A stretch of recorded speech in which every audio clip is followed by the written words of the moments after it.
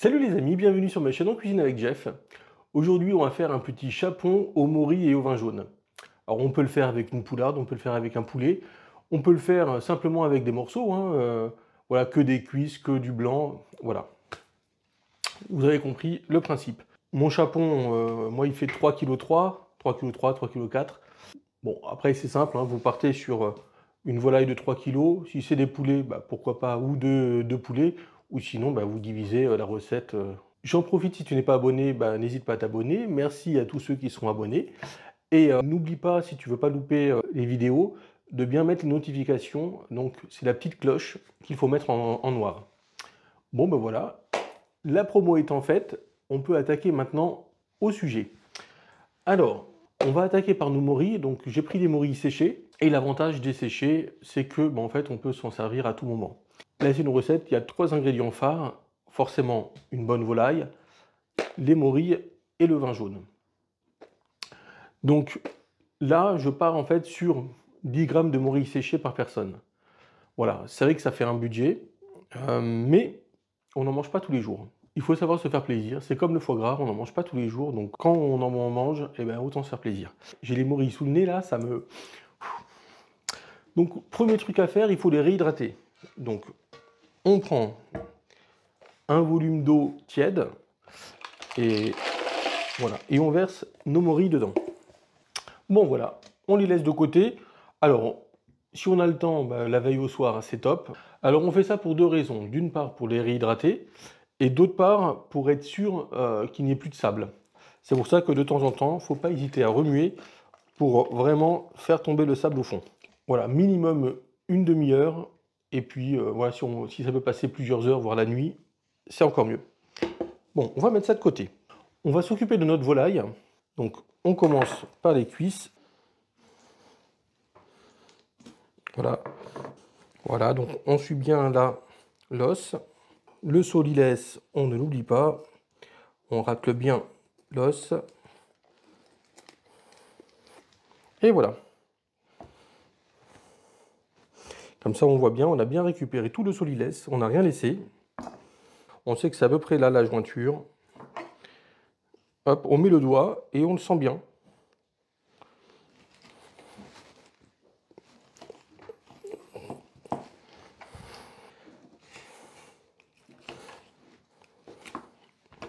Alors on va faire des morceaux en fait pour chaque personne. Donc là on est d'accord, ça fait un petit peu beaucoup pour une personne. Donc pas de souci, on va le désosser. Voilà, donc on suit l'os.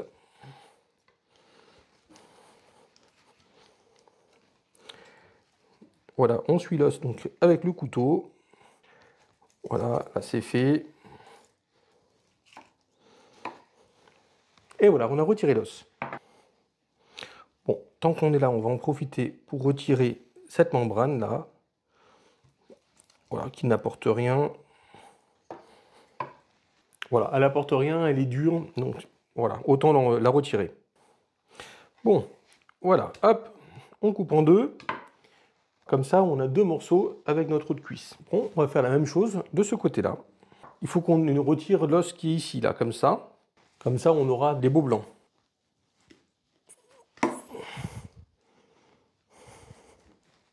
Hop, bon, c'est un peu compliqué pour moi de vous montrer et de le faire en même temps. J'ai détouré l'os. Alors, hop, on va continuer par là, réussir à le dégager. Voilà. On l'a dégagé ici, on l'a dégagé là aussi. Voilà, donc on continue. Et voilà, on l'a retiré. Donc à partir de là, ça va être beaucoup plus simple. Voilà, on suit le long de la colonne. On met le couteau contre l'os, vous voyez comme ça là. On va vraiment jusqu'en bas. Voilà, on voit ici l'os, hop, on coupe. Et là, en fait, on a juste à glisser le long de l'os. Et on récupère du coup tout le blanc.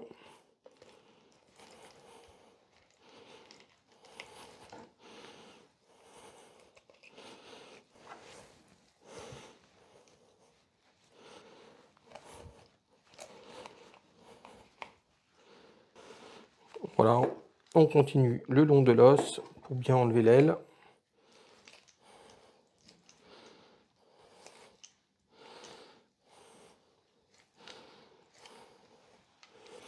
Bon, voilà, on va enlever l'aile de notre blanc. C'est facile, hein, on suit le contour de l'os, et voilà, c'est fait.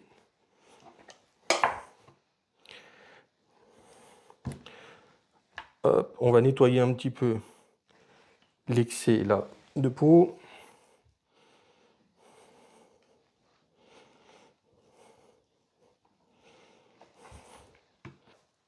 Ce petit bout d'aile, il n'y a rien à manger dessus, donc on peut le retirer et s'en servir pour faire nos sucres. Voilà, notre bout d'aile, il passe là. Hop, on retire le départ du tendon. On va le couper en 3. Hop. Et voilà. Donc voilà, la carcasse, les os qu'on a retirés, on les garde. On va s'en servir pour notre fond de volaille. On va mettre de l'huile d'olive. On va commencer par faire revenir les os et les carcasses. Bon, pendant que ça commence à faire des sucs, on va s'occuper de nos morceaux. Voilà, on n'a pas fini avec eux. On va les saler poivrer, donc on va les déposer sur notre planche. Alors, hop, on va saler poivrer.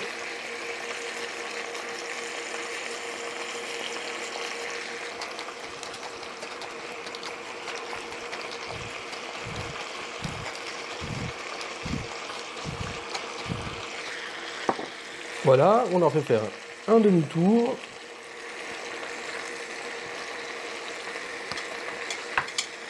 Et voilà, et maintenant ce côté-là.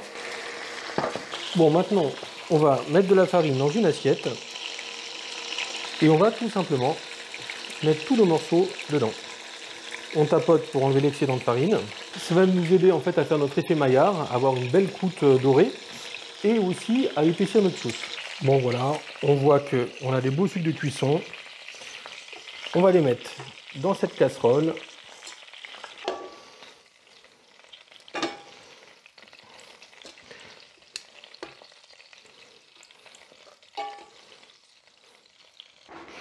Voilà, on met de l'eau à hauteur.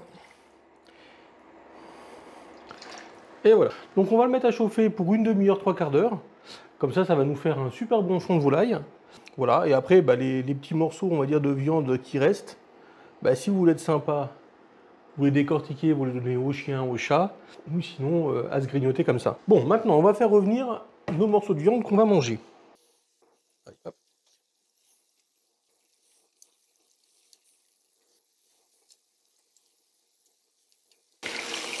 Dès qu'ils sont bien dorés, vous voyez, hop, comme ça, on les retire. Voilà, on les fait revenir de toutes les faces.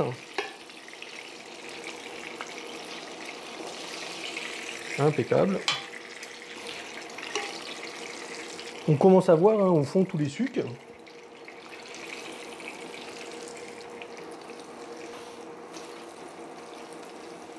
En attendant que notre viande soit prête, on va s'occuper des échalotes.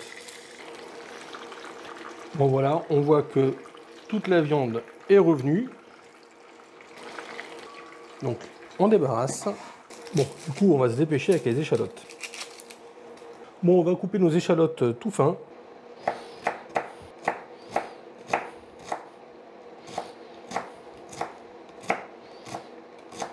Bon, on voit que notre chapon a lâché du gras. Parce que, voilà, moi j'avais pas mis grand chose. Du coup, on va quand même en retirer un petit peu. Voilà. Bon, si on a besoin, je le garde à côté.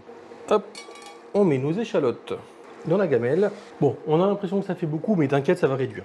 Voilà, ça va nous aider à découler les sucs de cuisson. Le fond de volaille, je l'ai mis assez fort. Comme ça, l'eau s'évapore, ça se concentre en goût. Bon, on a aussi nos gousses d'ail. Allez hop, on les écrase. Voilà, on voit bien là le germe. On va le retirer.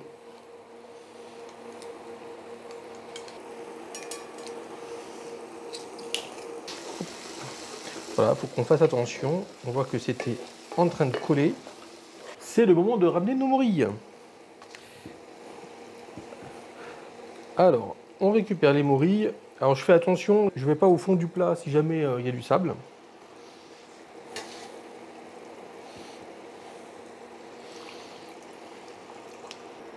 Voilà, on fait revenir nos morilles.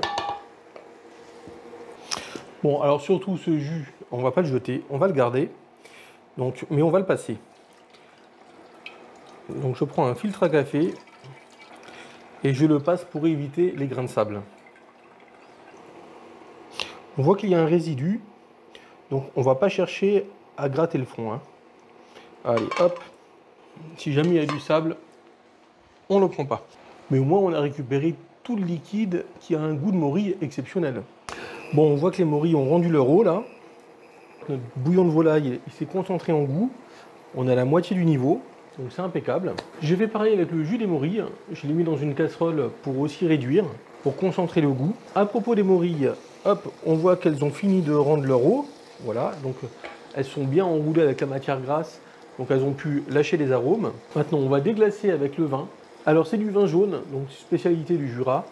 Donc c'est du vin assez cher, mais il apporte en fait des goûts de noix assez sympa à la préparation. Vous pouvez aussi le faire avec un vin sec. Voilà, ça marche aussi. Je commence par mettre les cuisses parce que c'est celles qui demandent un peu plus de cuisson.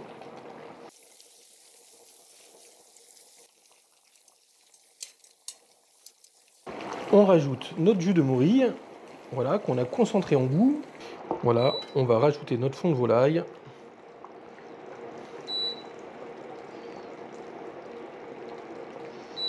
Surtout, on ne met pas le couvercle, hein. Voilà, on veut concentrer les goûts. Voilà, on a trop de jus et on rajoute notre crème. Bon, on va laisser cuire comme ça 20 minutes, une demi-heure, histoire que ça finisse la cuisson. Tous les arômes du coup vont se mélanger entre eux. Comme on ne met pas de couvercle, ils vont se concentrer en goût. On va avoir du coup une sauce qui va se faire et qui sera voilà, un peu plus épaisse que là. Et on verra à ce moment-là ce que ça donne au niveau sel. Parce que pour l'instant, on n'a pas du tout salé ni poivré notre jus. Bon alors là, tu t'inquiètes parce que tu te dis, ouais, c'est quand même vachement gras. Ben, en fait, c'est pas grave, hein. Ça, c'est très facile en fait à récupérer. On met en fait la louche comme ça. Et on va dans un coin, hop, et on récupère, tout simplement. L'huile flotte en fait au-dessus de l'eau. Donc du coup, ce qu'il y a au-dessus, c'est l'huile, enfin c'est le gras. Donc le gras du poulet. Le gras du poulet, un petit peu d'huile d'olive, mais bon, celle-là, c'est surtout le gras du poulet. Et voilà, on a juste à le récupérer comme ça.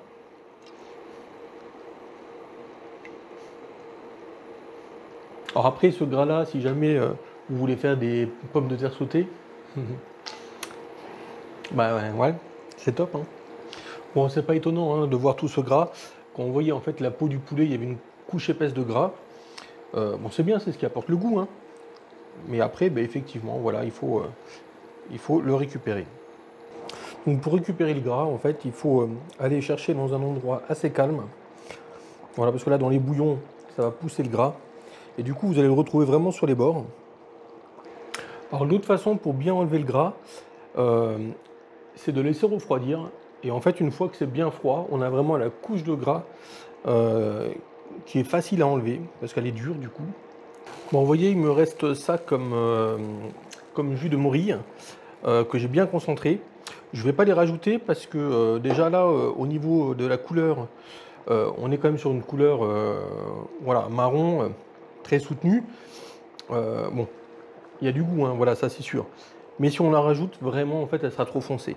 On peut le mettre en congélateur. Le soir, quand on rentre du boulot, qu'on ne sait pas quoi faire, qu'on ne veut pas que ça s'éternise, on se fait des pâtes ou du riz, on rajoute ça, un petit coup de crème, voilà quoi, c'est tout. Bon, j'ai goûté la sauce, ça manque de sel forcément, puisqu'on n'en a pas mis. Donc, hop, on va saler. Bon voilà, comment vérifier que notre sauce est prête? Bon déjà, on voit quand ça coule, on voit que ça nappe encore la cuillère. Voilà, on voit bien, vous voyez, ça tient. Bon les amis, hop, on va vérifier la cuisson. Vous voyez, ouais, ça s'enlève tout seul. Donc c'est cuit. Bon mais les amis, vous pouvez agrémenter ça avec du riz, avec les pommes duchesse que vous avez là. Vous pouvez avec une purée aussi. Voilà, si vous voulez, j'ai fait la purée, vous pouvez regarder. Après, voilà, pourquoi pas des pâtes, des légumes, enfin ce que vous voulez quoi. Bon les amis, j'espère que ça vous a plu. On se dit à la prochaine. Allez, ciao, à plus.